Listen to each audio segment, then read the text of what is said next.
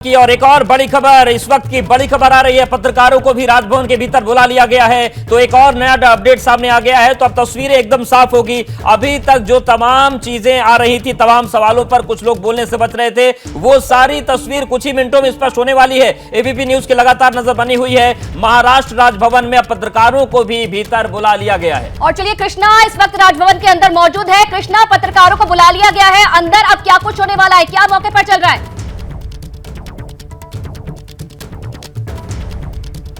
कृष्णा की आवाज आ रही है आपको? तो कृष्णा के पास जाएंगे, लेकिन देखिए तस्वीर राजभवन की हम आपको दिखा रहे हैं। राजभवन के भीतर अब पत्रकारों को बुला लिया गया है। जो अब बिल्कुल राजेश भी लगातार हमारे साथ बने हुए। राजेश, क्या चल रहा है राजभवन में? सभी पत्रकारों को अंदर बुलाया गया है, क्या होने वाला है अंदर? जी बिल्कुल, राजभवन के अंदर बुलाया गया। और अभी ये तस्वीरें आप देखिए कि हम लोग राजभवन के अंदर ही जा रहे हैं, क्योंकि काफी अंदर है, तो तुरंत वहां से सूचना आई कि सारे पत्रकार अंदर आ जाएं।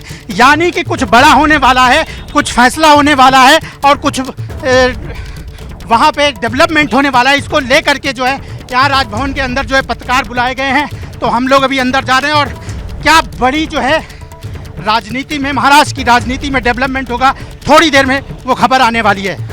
बिल्कुल, और हमारे साथ रौनक कोकड़े भी लगातार बने हुए। राजेश लगातार राजभवन के भीतर जा रहे हैं। रौनक, जिस तरीके से तस्वीर बन रही है, प्रफुल्ल पटेल भी उस तस्वीर में नजर आ रहे हैं राजभवन के भीतर। वो भी कार्यकारी अध्यक्ष हैं सुप्रिया सुले के साथ। तो एक कार्यकारी अध्यक्ष भी देखिए, वो तस्वीरें हम आपको दिखा रहे हैं, वीडियो दिखा रहा है राजभवन के भीतर का, और प्रफुल्ल पटेल भी इन तस्वीरों में नजर आ रहे हैं। तो देखिए, ये राजभवन की हम आपको दिखा रहे हैं तस्वीरें, जहां पर हलचल तेज है और मुख्यमंत्री वहां पर पहुंच चुके हैं शिंदे सरकार के। और इसी बीच ये बड़ी खबर मिल रही है कि 2 बजे शपथ ग्रहण समारोह हो सकता है, शपथ ले सकते हैं अजीत पवार। ये बड़ी जानकारी। रौनक की अपडेट। जी निश्चित तौर पर देखिए, जो अभी हमारे सूत्र बता रहे हैं राजभवन के, वो 2 बजे शपथ ग्रहण का समय जो है वो तय किया गया है। न केवल अजीत पवार शपथ लेंगे, बल्कि एनसीपी के भी कुछ मंत्री शपथ ले सकते हैं, और इसके अलावा शिंदे और बीजेपी के भी कुछ मंत्री जो है वो शपथ ले सकते हैं। फिलहाल महाराष्ट्र सरकार में जो है वो 20 मंत्री काम कर रहे हैं, कुल 42 मंत्री जो है सरकार में हो सकते हैं। ऐसे में जो हमें जानकारी सूत्र बता रहे हैं वो ये है कि करीबन एनसीपी के 4 मंत्री शपथ ले सकते हैं, शिंदे गुट के 2 मंत्री शपथ ले सकते हैं, और बीजेपी के भी 4 मंत्री शपथ ले सकते हैं। तो ये बड़ी डेवलपमेंट जो है वो देखने को मिल रही है। फिलहाल मैं आपको एक और अपडेट दे दूं कि कुछ देर पहले जिस तरह की घटनाक्रम एनसीपी में देखने को मिल रही है, और उसके पहले जब अजीत पवार के घर पर सुप्रिया सुले 2 बार पहुंची थी और वो वहां से 2 बार बाहर निकली, और अभी जो जानकारी मिल रही है थोड़ी देर पहले ही सुप्रिया सुले ने पूरी बैठक की जानकारी एनसीपी प्रमुख शरद पवार को दी है। और शरद पवार के साथ इस वक्त पुणे में प्रदेश के एनसीपी के अध्यक्ष जयंत पाटिल मौजूद है,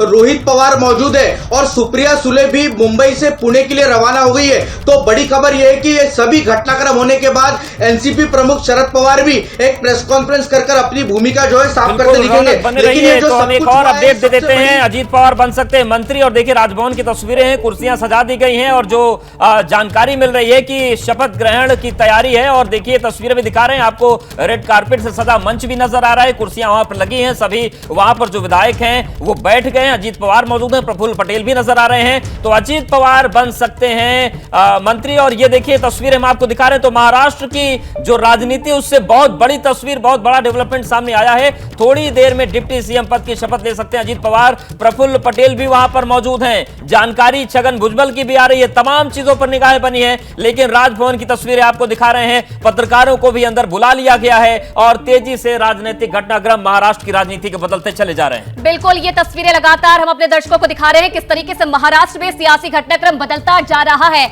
आज ही डिप्टी सीएम पद की शपथ ले सकते हैं अजीत पवार, ये जानकारी मिल रही है। और जो उनके समर्थक विधायक है, 25 उनकी संख्या बताई जा रही है, और उनमें से 9 विधायकों को मंत्रिमंडल में शामिल किया जा सकता है। ये भी बड़ा अपडेट मिल रहा है। लगातार बैठकों का दौर जारी था, और अब जिस तरीके से घटनाक्रम बदलता हुआ नजर आ रहा है, उसमें यह साफ हो रहा है कि डिप्टी सीएम का पद दे सकते हैं अजीत पवार को, और आज ही वो शपथ लेंगे। और उनके साथ साथ जो विधायक हैं, जो 25 विधायक हैं, उनमें से 9 को मौका दिया जा सकता है मंत्रिमंडल में। ये तस्वीरें भी हम आपको दिखा रहे हैं। देखिए, कुर्सियां सज चुकी है, मंच सज चुका है। प्रफुल्ल पटेल इसमें जो है नजर आ रहे हैं, जो कि एनसीपी के कार्यकारी अध्यक्ष थे, वो भी तस्वीरों में नजर आ रहे हैं। यानी कि वो भी अजीत पवार के साथ साथ राजभवन पहुंचे हैं और अब कुछ ही देर का समय और माना यह जा रहा है कि कुछ ही देर बाद जो है शपथ ग्रहण हो सकता है राजभवन में। मुख्यमंत्री एकनाथ शिंदे पहुंच चुके हैं, बीजेपी के कई नेता उनके साथ शामिल हैं, अजीत पवार मौके पर मौजूद है और उनके जो समर्थक विधायक है वो भी मौके पर पहुंच चुके हैं। कुछ ही देर का इंतजार माना जा रहा है और कुछ ही देर बाद शपथ ग्रहण समारोह होगा।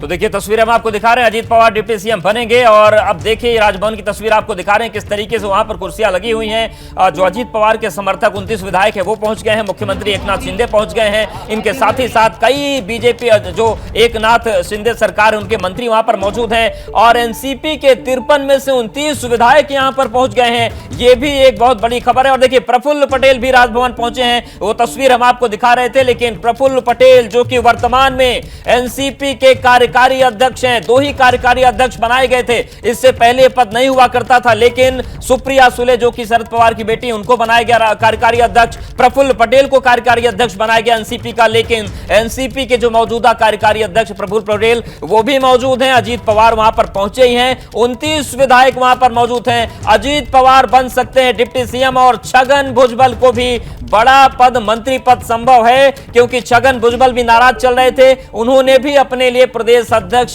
की पद की मांग कर ली थी। उनका कहना था कि ओबीसी नेता बनाया जाए एनसीपी का प्रदेश अध्यक्ष।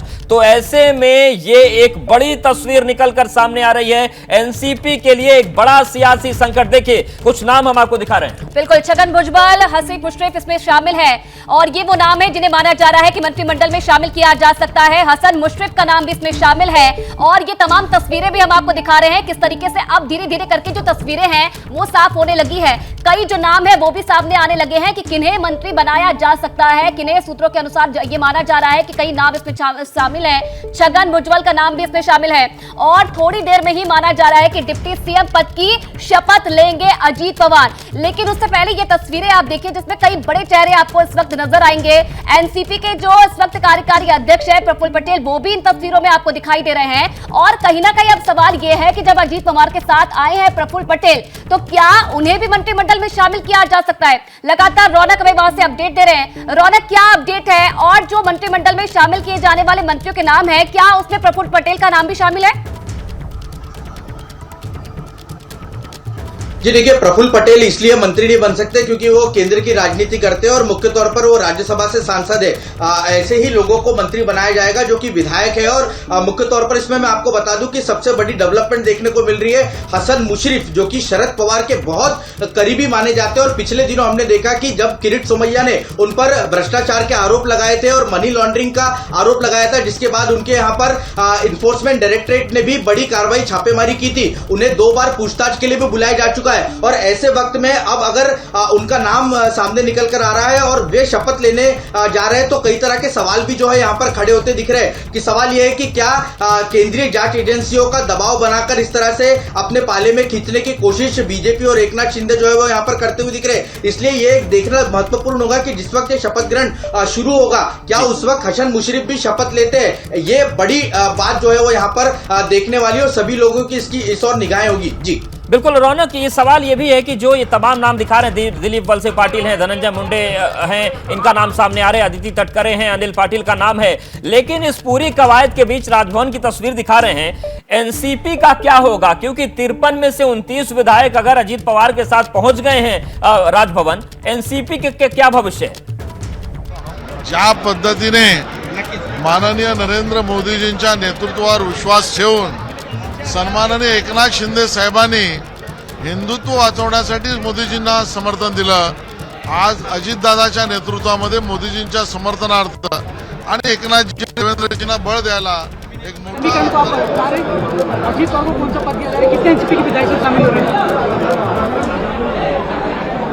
देखिए कुछ विधायक खुलकर बोल रहे हैं, कुछ नहीं बोल रहे हैं, लेकिन जितना हम समझ पा रहे हैं कि नरेंद्र मोदी की तारीफ हो रही है, केंद्र की सरकार की तारीफ हो रही है, अजीत पवार की तारीफ हो रही है। और देखिए राजभवन की हम सीधी तस्वीरें आपको दिखा रहे हैं जहां पर हलचल तेज है, कुर्सियां सज गई हैं, मंच सज गया है और इन सब के बीच बड़ी राजनीतिक घटनाक्रम की तस्वीरें आप एबीपी न्यूज पर देख रहे हैं। जी चलिए, बिल्कुल रौनक से अपडेट ले लेते हैं एक बार फिर से। रौनक, क्या अपडेट है, कितना समय और कब तक हो सकता है शपथ ग्रहण?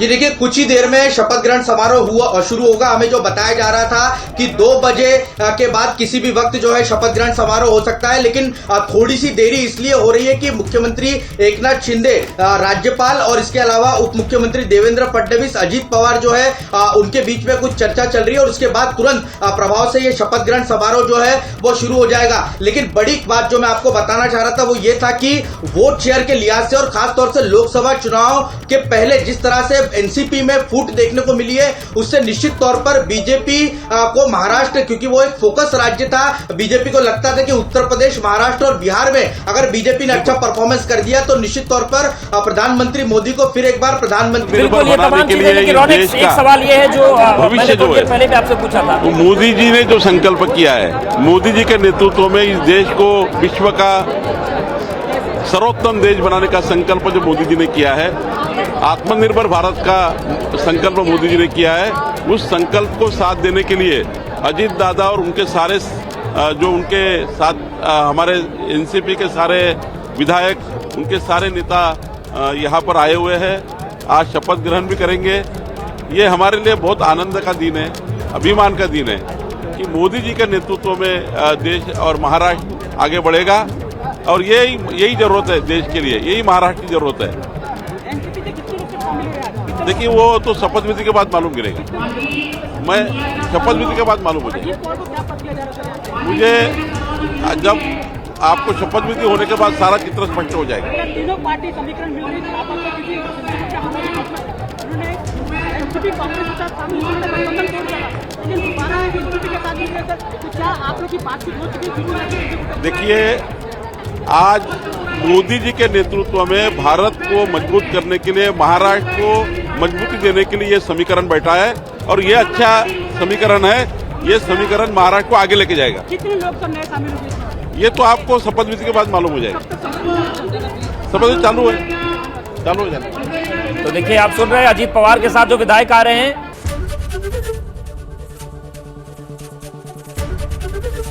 एबीपी गंगा, खबर आपकी, जुबान आपकी।